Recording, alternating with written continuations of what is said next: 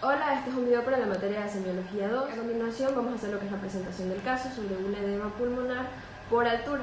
Entonces, comenzando con que se presenta el paciente de 15 años de edad, estudiante, no trabaja, oriundo de la provincia de Chimborazo, específicamente del cantón Guamote. Él no tiene antecedentes ni personales ni familiares importantes. Y él comenta que ha pasado un mes de vacaciones en Guayaquil. Entonces tenemos que decir que Guayaquil tiene 4 metros sobre el nivel del mar, a diferencia de Guamote, que tiene 3.500 metros sobre el nivel del mar. Después de 16 horas de haber regresado a Guamote, su ciudad natal, él presentó una dificultad para respirar en reposo, tos seca, que posteriormente avanzó a húmeda con hemoptisis, motivo por el cual él acudió al centro de salud y en el examen físico, se evidenció una taquicardia, una taquipnea, cianosis central y a la auscultación estreptores precipitantes diseminados en ambos campos pulmonares, una saturación de oxígeno del 75%, y es así que se sospecha de una ocurrencia de neumonía adquirida en la comunidad. Entonces se decide su ingreso a pediatría con la administración de ceftriaxona y claritromicina. Los exámenes de laboratorio reportaron una leucocitosis de 25.000 mililitros a predominio de segmentación del 83%. Proteína C reactiva de 26 miligramos sobre decilitro, y en la radiografía anteroposterior del tórax, al momento del ingreso, se observaron los pulmones infiltrados, unos infiltrados alveolares algodonosos, difusos, bilaterales, que correspondían a una imagen de un signo subjetivo de un edema pulmonar, y estos no eran típicos de una neumonía. Entonces, ya reconociendo esto, la presencia de la anamnesis, de que él nos había comentado de este viaje que había tenido de la costa a la sierra, ya se da por un edema pulmonar por altura. Se sustituyen estos antibióticos y se inicia el tratamiento con diuréticos, corticoides, se le da un suplemento de oxígeno, y él presenta una evolución favorable a partir de las 24 horas. Ya a partir de aquí, el control de la biometría hemática ya se encuentra en parámetros normales, y después de 72 horas al paciente se le da de alta. 7 días después, en la consulta externa para revisión, él ya no presenta ninguna dificultad para respirar, y los pulmones trabajan muy bien con sus patrones ventilatorios, ya no presentan ningún problema. A continuación, el examen físico. Frente a un determinado motivo de consulta y una anamnesis minuciosa, se procede a realizar las técnicas de exploración, comenzando por la inspección. Al momento de realizar la inspección tenemos que fijarnos en el rostro, en las escleras, la fascia del paciente. Por ejemplo, en caso de que llegue a tener los labios morados o azulados, esto nos va a señalar una cianosis central. En caso de verles las manos y que tengan la yema de los dedos morados o color también así como azulados un poco, nos va a señalar una cianosis periférica. Es por esto que es importante darnos cuenta de todas estas diferentes cosas y alteraciones que pueden existir, solo con ver.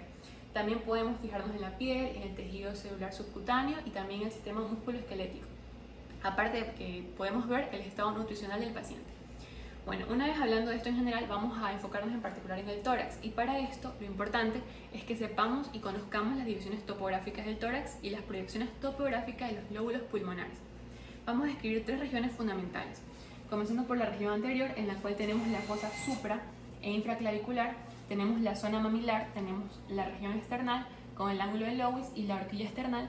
Vamos a tener los espacios intercostales, el apéndice sifoides. Bueno, en la parte posterior tenemos a la zona supraescapular, la zona supraespinal, infraespinal, debajo de la espina y encima de la espina de la escápula. Vamos a tener la zona interna, escapular interna o interescapulovertebral, la zona escapular externa, y vamos a tener las bases pulmonares. Luego en la zona lateral tenemos a lo que es el hueco axilar o zona superior. Vamos a hacer una línea transversal imaginaria encima del complejo areola-pezón, y vamos a tener la zona subaxilar. Para la inspección, el paciente debe estar sentado con el torso descubierto, cuidando el pudor del paciente, obviamente, sobre todo si es de sexo femenino. Tenemos que hacer como que una secuencia lógica para no perder ninguna parte importante de este. Podemos comenzar por la región anterior, la posterior y finalmente por la zona lateral. Bueno, ya más específicamente nos vamos a basar viendo, evaluando e inspeccionando los movimientos respiratorios, la forma y la posición de las costillas, de la zona external, de la horquilla external y las fosas supra e infraclaviculares, las zonas que hablamos anteriormente. Ahora, hablando del tipo respiratorio, vamos a notar que en cada respiración ambos hemitórax deben tener movimientos simétricos y sincrónicos. Van a existir 2 respiraciones fundamentales. Una, la la costal o torácica, la cual va a ser más frecuente en las mujeres, y la diafragmática o abdominal más frecuente en el sexo masculino. Luego tenemos la frecuencia respiratoria, la cual lo normal es de 12 a 20 respiraciones por minuto en reposo. Cuando se le vaya a tomar la frecuencia respiratoria del paciente, esta debe como que distraerle al paciente, hacerle una maniobra o como si le estuviéramos tomando el pulso, porque de caso contrario el paciente la puede alterar. Y hablando de patologías o alteraciones en esto, podemos decir que la taquipnea es el aumento de la frecuencia respiratoria. En nuestro caso clínico que se está refiriendo, estamos hablando de taquipnea y sería de esta forma. Por el contrario, la braipnea es la disminución de la frecuencia respiratoria. Ahora hablando en el ritmo y la profundidad. El ritmo de la respiración debe ser regular. La profundidad puede ser superficial o profunda, pero lo normal es que sea intermedia. También cabe recalcar que la relación expiración-inspiración debe ser, la expiración ocurre en el doble de tiempo que la inspiración. Basándonos en lo que es la amplitud y expansión torácica, esta va a ser la capacidad que van a tener ambos hemitórax en expandirse y ampliarse. Y tiene que ser simétrico, porque caso contrario vamos a estar presentes a signos patológicos. Refiriéndonos a la inspección del paciente presentado en el caso clínico anteriormente, este presenta taquipnea con una frecuencia respiratoria de 44 respiraciones por minuto, la cual está muy aumentada, y también tenía cianosis central. Bien, Maldonado, el día de hoy les voy a hablar acerca de la palpación en el aparato respiratorio. Bueno, lo que vamos a examinar en la palpación son tres cosas. Vamos a examinar el dolor, vamos a examinar la vibración o el frémito táctil y vamos a examinar lo que es la expansibilidad del tórax. Para esto vamos a evaluar a nuestro paciente desde tres regiones diferentes. Desde la región anterolateral, desde la región posterolateral y desde las regiones laterales. En la región posterolateral, en lo que se refiere a la expansibilidad torácica, vamos a examinar utilizando las maniobras de base y la maniobra de vértice. En la maniobra de base vamos a ubicar nuestras manos a los costados, más o menos a nivel de la 10ª costilla, y vamos a ubicar de esta manera. Vamos a pedirle a nuestro paciente que inhale profundamente. Inhale, sale, inhale, exhale. Lo que vamos a examinar es justamente la expansibilidad, es decir, que este ángulo que está formándose aquí se abra debido a la expansión que está haciendo el tórax en el momento de la inspiración. Con respecto al vértice, vamos a ubicarnos de esta forma, igualmente haciendo un ángulo de esta forma. Inhale, exhale, inhale, exhale. En la región anterolateral vamos a hacer lo mismo, a ubicar nuestras manos a nivel de las articulaciones condrocostales. Inhale, exhale, inhale, exhale. En este caso, pues nuestro paciente está un poco con sobrepeso, lo que va a dificultar para el médico evaluar la expansibilidad del tórax. Y por último, en la vibración o el frémito táctil, vamos a examinar primero un hemitórax y luego el otro hemitórax. Y finalmente vamos a comparar y a analizar las vibraciones, si son fisiológicas o si por el contrario presentan alguna patología. Para esto vamos a ubicar primero en un hemitórax y le vamos a decir al paciente que diga el número 33. 33. Cada vez que el paciente sienta nuestra mano en su espalda, pues él debe decir el número 33. 33. 33. Lo mismo procedemos ahora a evaluar el otro hemitórax. 33. 33. Cabe recalcar que las vibraciones van a variar dependiendo de diversos factores, tales como la edad y el sexo. En patologías, la vibración va a estar aumentada, un ejemplo es en la neumonía, y va a estar disminuida las vibraciones, es decir, que no se van a poder percibir en las patologías como un neumotórax, un edema pulmonar, un derrame pleural. Buenos días, doctor. Mi nombre es Teresa Salazar y le voy a hablar sobre la percusión en el examen físico del sistema respiratorio. Esta puede variar, es decir, su secuencia en dependencia de la literatura, pero nos vamos a basar en Argente, que nos explica que la secuencia primero sería la región anterior, luego los vértices pulmonares, después la región posterior y por último las regiones laterales. Al examinar la región anterior, del lado derecho, vamos a encontrar sonoridad, pero al llegar a la quinta costilla vamos a encontrar submatidez,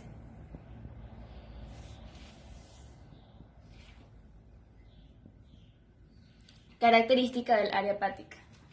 En el lado izquierdo también vamos a encontrar sonoridad, pero al llegar a la tercera costilla ya vamos a encontrar submatidez por el área cardíaca.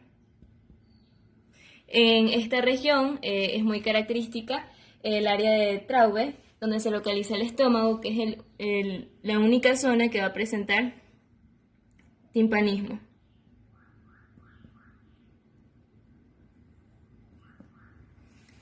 Ahora pasaremos a percutir los segmentos de la zona del vértice del pulmón, en los cuales también vamos a encontrar sonoridad. Pasamos a examinar o percutir la zona posterior. Primero le tenemos que pedir a nuestro paciente que cruce los brazos sobre el pecho o que cruce los brazos y lleve sus manos hacia las rodillas contrarias. Comenzaremos a percutir y vamos a encontrar sonoridad. Esta sonoridad es menor que en la región anterior debido a la presencia de las masas musculares.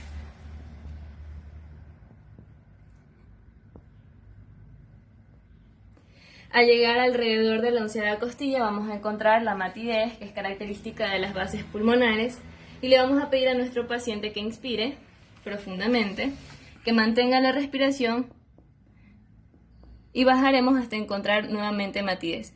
Le pediremos a nuestro paciente que expire, y esta matidez que encontramos, que pudimos haberla marcado desde el inicio donde comenzó hasta el final que terminó, representa la expansibilidad de las bases pulmonares. Por último, vamos a percutir la columna vertebral, que también va a presentar sonoridad. Esto nos sirve bastante para diferenciar la condensación pulmonar del derrame, porque en condensación pulmonar vamos a encontrar sonoridad, pero en derrame no, en derrame encontramos matidez. Por último, vamos a examinar las regiones laterales. Le vamos a pedir a nuestro paciente que eleve su brazo y lleve su mano hacia la región supraclavicular contraria y vamos a percutir siguiendo la línea axilar media. Encontramos también sonoridad, pero al llegar al área hepática, matidez. En el lado contrario también hacemos lo mismo, el que levante el brazo y percutimos. Encontramos sonoridad. Sin embargo, al bajar, esta se distingue porque hacia adelante podemos encontrar el timpanismo que demuestra el área de Traube, y hacia atrás se caracteriza por matidez debido al vaso. Por último, como nuestro caso clínico refiere un edema pulmonar por altitudes elevadas y va a haber un exceso de líquido en el espacio extravascular de los pulmones, al momento de realizar la percusión vamos a encontrar matidez. Continuando con la auscultación. Para realizar esta prueba de forma adecuada es necesario que se cumplan ciertos parámetros relacionados con el paciente, el médico, los instrumentos que se utilicen y el lugar donde se realiza esta prueba. Este debe tener privacidad, ser un ambiente tranquilo, silencioso, tener una temperatura agradable, que no hayan cambios bruscos de estas y estar fuera de ruidos exteriores. Para la auscultación del aparato respiratorio, el paciente puede estar de pie, sentado o acostado en el caso de un paciente enfermo que debe estar acostado, encamado.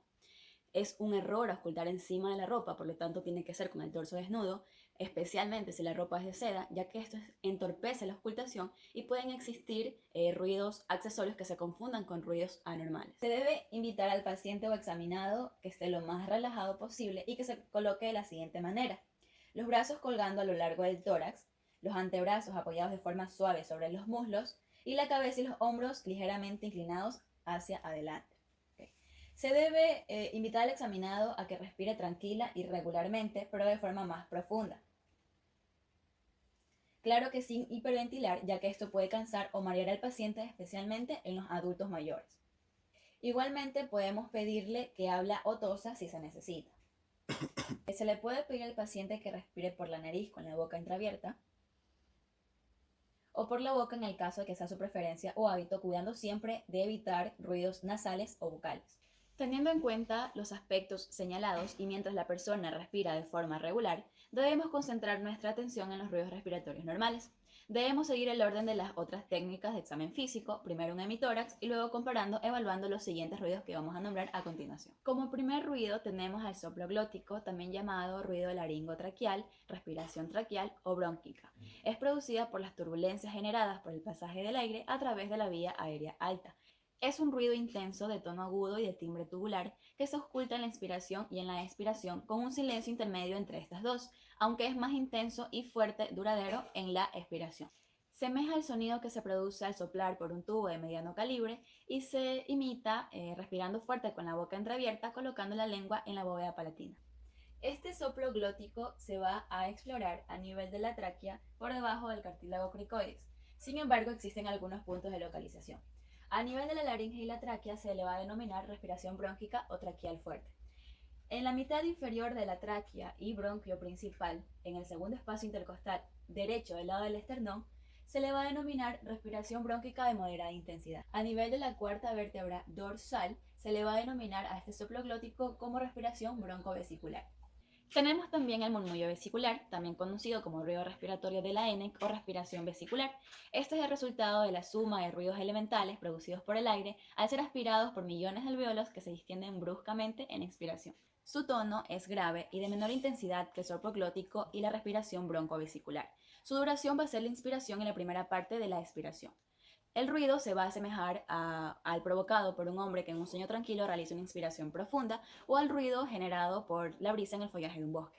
Se va a imitar aspirando aire por la boca con los labios en posición para pronunciar V o E. Esta se va a explorar en las zonas infraaxilares, infraescapulares e infraclaviculares, especialmente en los dos primeros espacios hacia afuera.